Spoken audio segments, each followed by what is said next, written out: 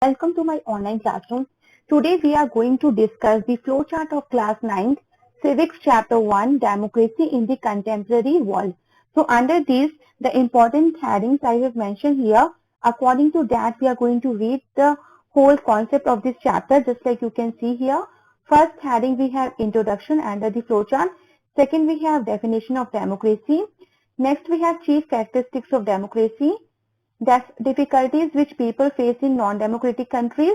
So these all are the lines which I have mentioned with the capital letters. These all are the important headings of this chapter.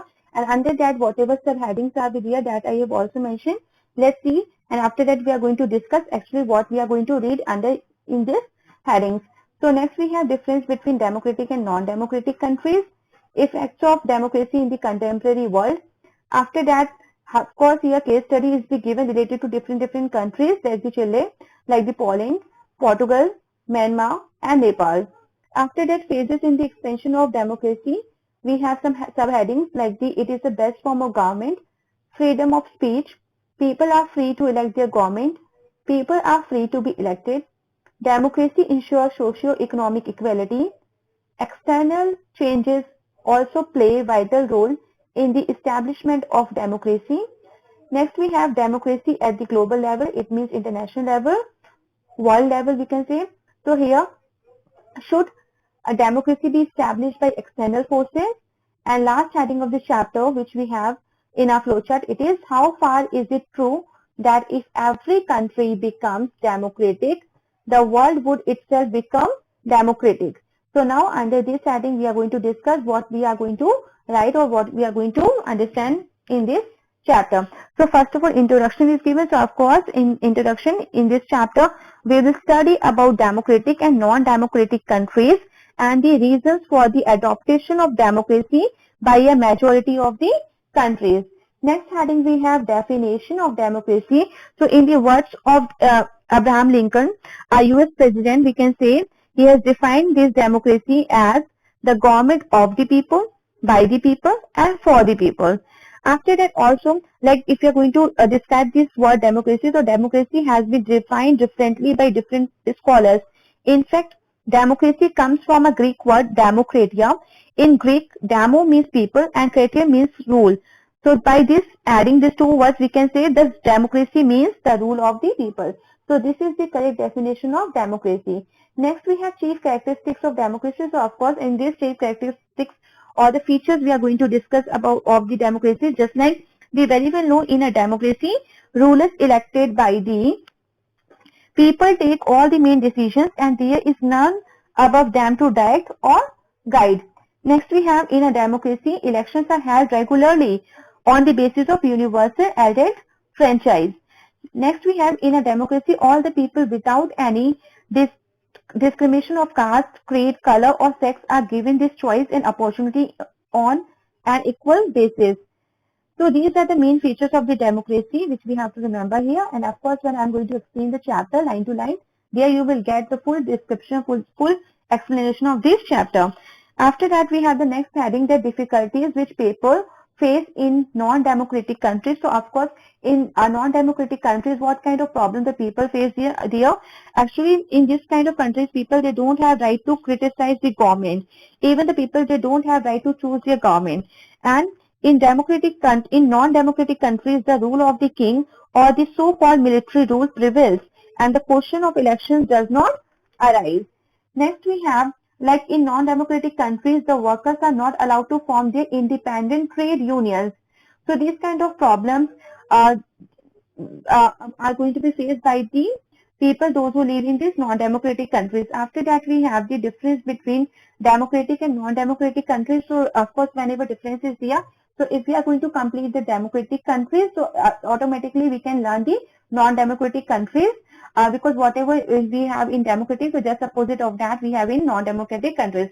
For example, like in democratic countries, there is no danger to people's life by the established government. And now if we are going to see the case of non-democratic countries, so of course in non-democratic countries there is no security of life. Now come into democratic countries, so here we have freedom of speech. So now if we are going to see non-democratic countries, so there the people, they don't have the right to freedom of speech. So in this same way, most of the points we are going to be discussed at the time of explanation of this chapter. Next, we have the effects of democracy in the contemporary world. So according to that, of course, like democracy has ensured the freedom of speech, democracy has ensured free elections. So in this way, and democracy has ensured the freedom of the press. So in this way, we are going to know what is the main effects of democracy in the contemporary world. After that, here case studies be given, which is of course going to be contain the real story of different countries. By that we can understand that what is the use of democracy and what is the use of other kind of governments. So which government is going to be work in a very good way.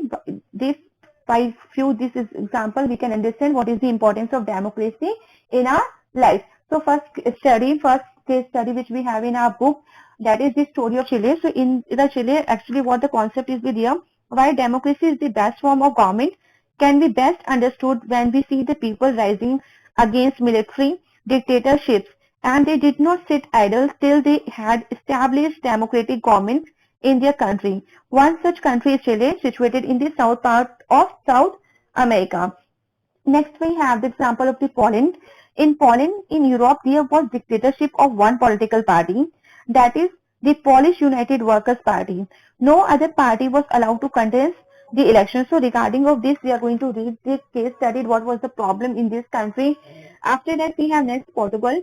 So in the 20th century, many previously undemocratic countries made successful advances towards democracy. But it is a pity that even some big countries, people could not express their opinion freely for a long time.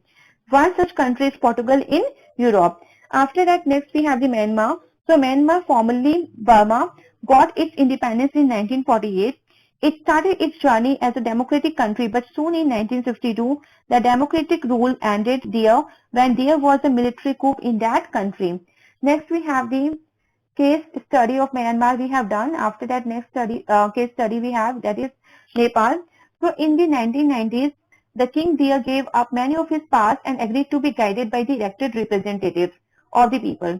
In 2005, the new king of Nepal dismissed the elected government and tried to take back all the freedoms that were given to the people by old ruler in the previous decade.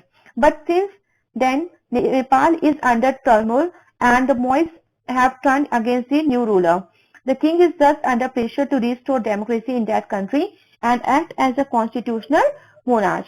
So these are the main points which we are going to read under this case study of different countries. After that, here explanation what was the reason and how the different phases is there for the explanation of democracy. We have just like we have first of all, of course, if we are going to compare this government, the democratic government with the other countries' government. So of course, it is the best form of government. So that's why most of the countries do follow democratic system in their countries. Second, we have freedom of speech. Of course, democracy gives us freedom of speech. That is why it is a really helpful for the expansion of democracy. Third, we have people are free to elect their government, of course, through the process of election, through the universal adult franchise. All the people, they have got their right to cast their vote, and by in this way, they are free to elect their government without any discrimination. Fourth, we have people are free to be elected. Of course, here, just like as a voter, you are getting the right, same as a candidate, you all are getting the right to participate in the election process without any discrimination. Fifth, we have democracy ensures socio-economic equality. Even democracy also ensures socio-economic equality. They are also providing us social equality as well as the economic equality. We are part of this society. We all are getting equal rights to use all the different kind of facilities as well as to economic. To earn our income, we all are equal. We are all are getting equal opportunities for getting any job.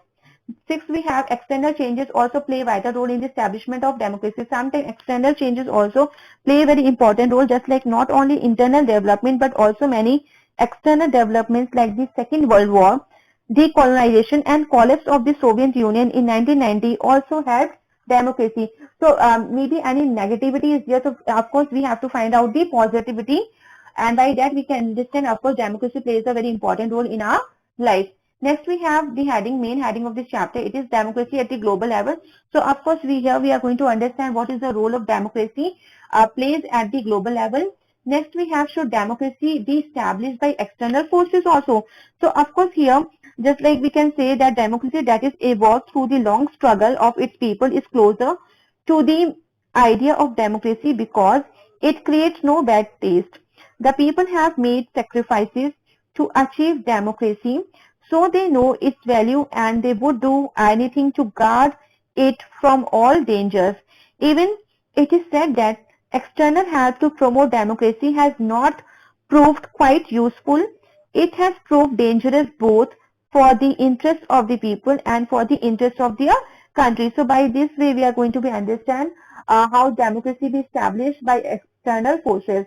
Now let's move to the last heading of this chapter, which is how far is it true that if every country becomes democratic, the world would itself become democratic?